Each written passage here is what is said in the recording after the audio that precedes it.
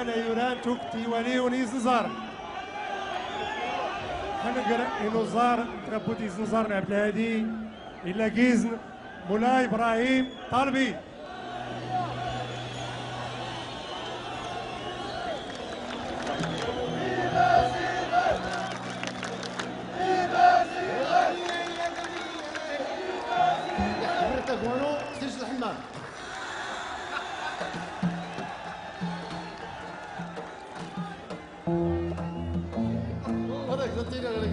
ولا سلسلة هو مام كشم زولي سلمان تيرعو فوق عيونك تسوفيت فوق عيونك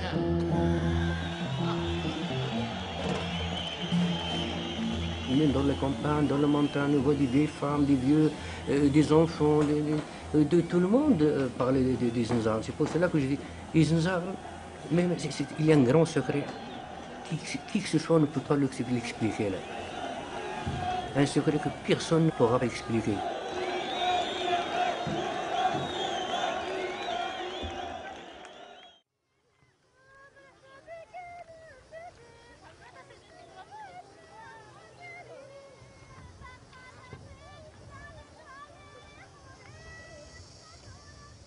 Izenzaren fut créé dans les années 70. Ils ont chanté à l'Olympia et leur dernier enregistrement vendu à plus d'1 million d'exemplaires date d'il y a 20 ans. 2 décennies de silence discographique et médiatique et pourtant leur musique est toujours vivante.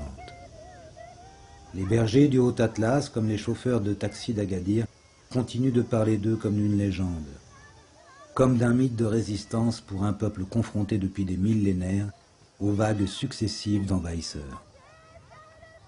Toutes les cultures du monde inventent des anticorps pour se défendre. Parce qu'une culture, c'est comme un être humain. La culture amazigh a inventé des armes pour se défendre et pour en même temps partager avec les autres.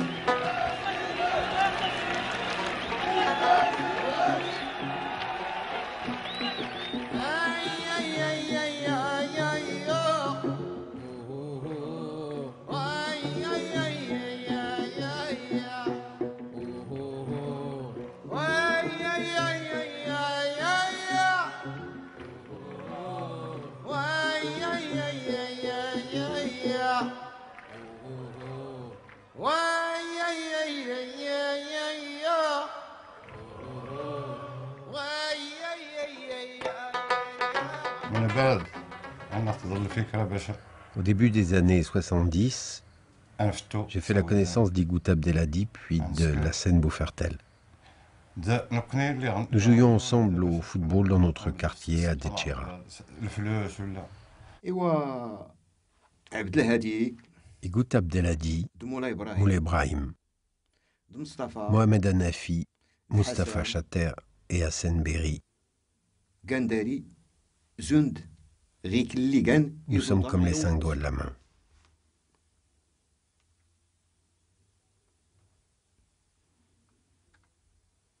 نكي بلانتني والو Les uns sans les autres, nous ne sommes rien. والناكي كان غيخصن هنزو كيخصن Lorsqu'il en manque un, nous sommes orphelins. C'est ça le secret des Zanzar, c'est une relation d'abord, c'est soi-disant comme une familiale. Par exemple, si on cherche notre temps que nous avons passé entre nous, je crois que nous avons passé du temps plus qu'entre les membres de notre famille. Donc là, nous sommes plus qu'une famille. Et chacun sans l'autre, c'est par exemple il a des problèmes, ou il est malade ou quoi que ce soit, il est toujours à côté de lui. Et on se sent bien entre nous. Par exemple, avant même que qui que ce soit de nous parle, on sait très bien ce qu'il veut dire.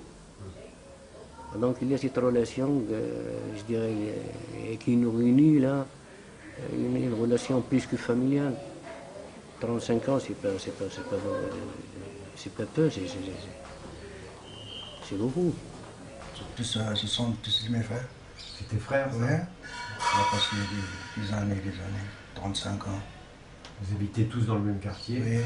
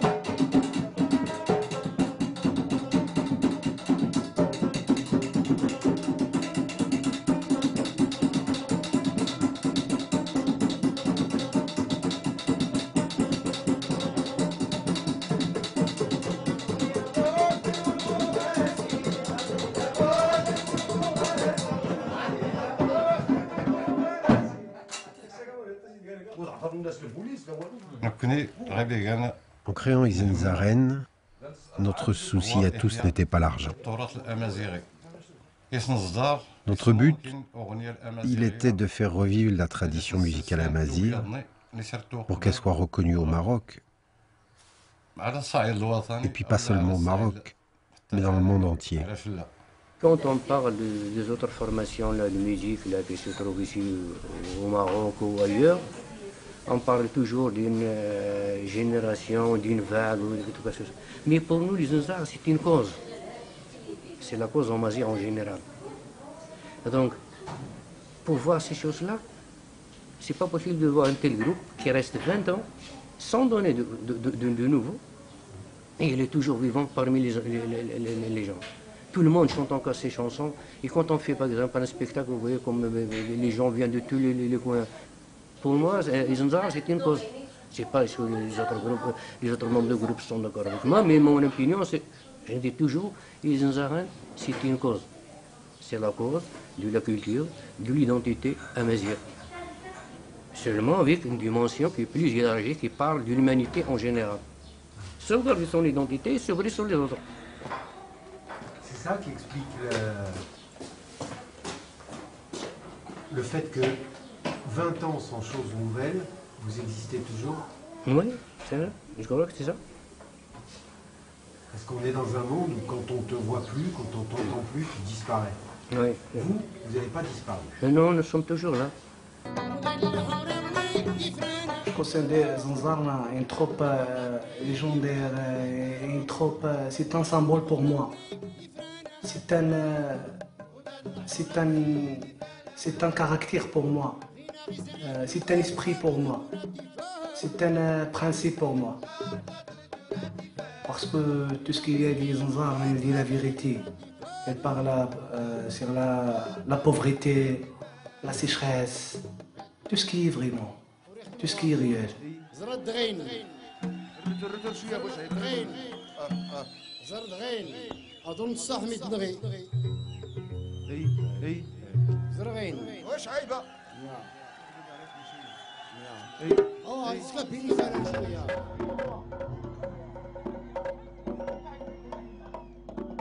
D'après ce que j'ai compris, vous voulez comprendre cet artiste, vous voulez le comprendre. Le comprendre, il est incompréhensible. Même pour nous qui êtes juste à côté. Tout le monde va vous le dire. À chaque fois qu'on vient pour pêcher, on va le voir comme ça, comme un ami. Mais parfois il ouvre, parfois non. La majorité du temps, non, il n'ouvre pas. On demande à Hassan, il dit, il dort peut-être.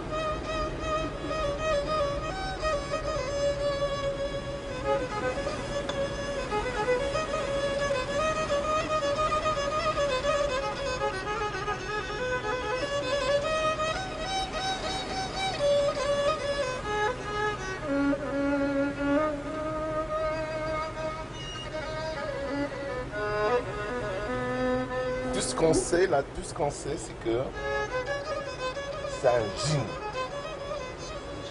Un djinn, lorsqu'il s'agit de musique et de chant, là, il nous faut la chair de poule, il nous donne la chair de poule là. Ouais. Lorsqu'il est sur l'instrument, et lorsqu'il chante, et surtout lorsqu'il est en forme, il veut. Parce que parfois il le fait alors qu'il est dérangé. Parce qu'il y a toujours quelque chose qui le dérange. Mais s'il le fait alors qu'il est à l'aise, ça donne vraiment de belles prestations. On est des artistes. Celui-là que nous avons, nous, chez nous, juste à côté, et nous côtoyons même, écoutez, c'est transcendantal.